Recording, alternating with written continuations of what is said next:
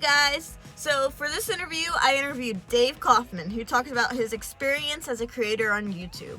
He gave us lots of tips on how to be a successful creator on YouTube, while talking about his experiences and relationships that he has built.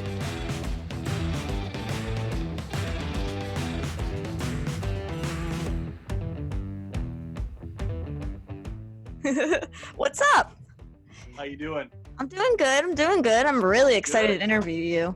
Dave! What's up, buddy? Jared! It's good to see you, man. It's been so crazy being locked out in isolation. You know what? I'm at the point now where, my patience is at an end with it. I can't imagine how you do that as globetrotter that you are or whatever. It's going to get scary in a couple of months. When you travel for a living, this is going to be very difficult. And it's going to get worse before it gets better. When I think about the videos that I'm going to do, I try to think 6 months in advance so that I'm never caught off guard and I don't have, video plans. Mm-hmm. Right now, my video plans stop at the end of September. I'll figure it out, obviously, but I'm going to have to get very creative as to the type of videos that I do because I'm not going to be able to travel. So We'll see. They just canceled Toronto, which means that Tinley will probably be canceled. Oh no, please. I'm sure. I want to go to Tinley. Yeah, I bet it'll be canceled. So bad. Which means that I'm going to be really hurting, like starting November until March when I go back to Australia. Oh gosh. Yeah. So sure. I'll figure it out. Yep. Well, hey, if you ever want to do any episodes with us, let us know. But I'm gonna turn it over to Aiden. He's got all kinds of questions for you, so you guys have fun. But it was good to see you, bro. Good seeing you, brother. See you soon. All right. First question is, what do you think is your personal responsibility as an influencer? Like, what message do you want people to gain from your content? That's kind of an interesting question because my channel, I think, would be much bigger than it is if I did clickbaity thumbnails, if I allowed myself to get bit by whatever I find in the wild, deliberately putting my arm in a snapping turtle's mouth, those types of things. But I just cannot ethically do that. Yeah, that makes sense. I get that. Take my standing in the reptile community very seriously. And because I take it that seriously, I feel like I have a responsibility to portray myself, the people that I interview, and these animals in the best possible light that I can. You basically just want to show the animals as ethically as possible. Exactly, because at the end of the day, the internet's forever. Mm-hmm. The comments that we make on social media, the videos that we put up on YouTube, that's there long after we're gone. Yeah. And so I would rather create a legacy of honesty and integrity with that than try to get a bunch of views right off the bat and consequently get a bunch of money right off the bat by sacrificing that integrity. And that is not something that I'm ever willing to do. I'm going to ride the wave of YouTube for as long as I possibly can. I love it. Yeah. I love it more than making movies. I'll tell you this, a lot of people think that if you're on YouTube, you are arrogant, you're full of yourself, all you want to do is look at yourself. The exact opposite is true. I am riddled with doubt every single video I make. Mm-hmm. I look at myself on camera and I'm like, are you really going to put that on the internet? You have a hair on your eyebrow pointing up. Are you really going to use that? I mean, that kind of, self-criticism that we have. But, people need to understand that, we do this because we have a message that we want to get out. Exactly. We have a passion that we want to share with our audience.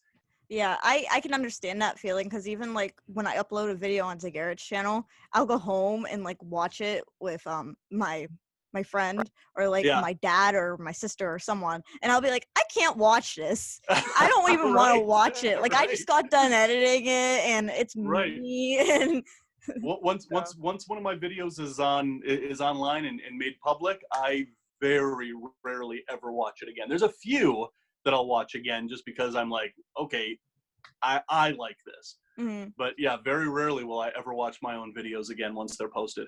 So you've built up who you are on YouTube by using famous places and visiting and famous people. Now that you have achieved that level of fame, is there anything you do intentionally to give back? Oh yeah, absolutely. With the reptile community, I am a huge supporter of USARK. Some of my merch actually I produced and paid for as a fundraiser for USARK. Yeah, and anything to do with supporting conservationists that are out there, working with reptiles in the wild, reptile zoos, especially now, because the smaller zoos are really getting hit hard by I Corona. can imagine. And so yeah, I mean, I give back that way. With YouTube, really the only thing that I can do, and of course I always want to do more, but supporting other YouTube artists and other content creators, and cheering them on. We all get, like I said, riddled with doubt with every upload that we do, and I was surprised to find that I don't stand alone with that. Yeah. And so one of the beautiful things about YouTube was that it actually introduced me to a lot of amazing people, like Brian Cusco, like Garrett, Catalia, Emily from Snake Discovery, although we were friends before we had our YouTube channels. But I think our friendship was strengthened because of our common career. But just being there for other content creators when they're down and picking them up, because I need that as much as they do. Yeah, exactly. So it's always good to support other creators. Absolutely. So do you have any advice on how to make a living on YouTube? You don't make money with YouTube, you make money through YouTube. And so sponsorship, a lot of people know that I'm sponsored by Zilla and Rainbow Mealworms. I would not be able to do my channels if it wasn't for them. Yeah. Merch is another big thing, and then Patreon is another big thing. But yeah, if you want to do this for a living, just remember that you don't make money with YouTube. YouTube pays you $1 or $2 per 1,000 views. It's not a lot of money. Yeah, it's not. And it's not, and unless you're getting those millions of views or those hundreds of thousands of views per video, you're not going to make a living at it.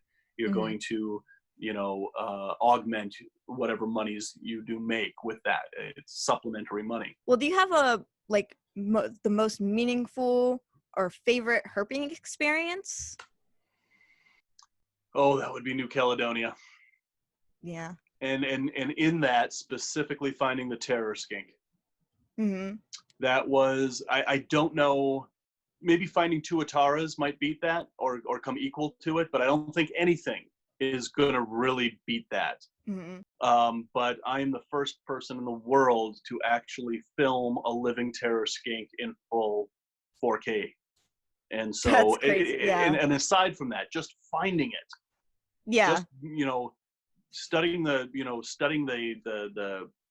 papers that were written on it, finding the island that it was on, and then actually finding that lizard. I mean, yeah, a lot of work went into finding that, because I'm not telling anybody what island it's on. The people that have gone out there and found it, they're not ever saying what island it's on, because frankly, there's so many people that take their own boats to New Caledonia and are literally raping those islands of all the lychees and the crested geckos and whatever. Still to this day, they find out where the terror skink is, they're going to pull every one of them off those islands.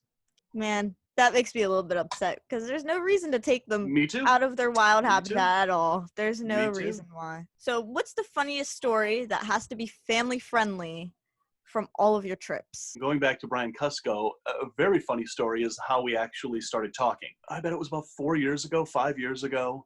My channel was really small. His channel was really small at the time. And so he sends me a message and he says, do you have a moment to talk? I'd like to ask your opinion. And the opinion was, should he start a vlog channel? So I gave him my phone number and he called me and we started talking.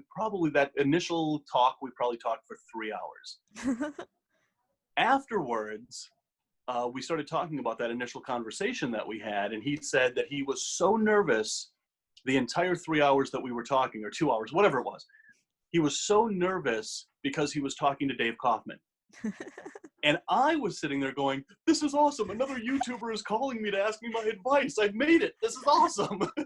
So That's just so kind of, you know, he was nervous because he thought he was talking to somebody huge. I, to this day, won't ever think of myself as anybody huge. But, you know, I was just so amazed that another YouTuber had actually called me to ask me my advice. And that's kind of a funny story. Yeah. What is your favorite reptile? Every one of them.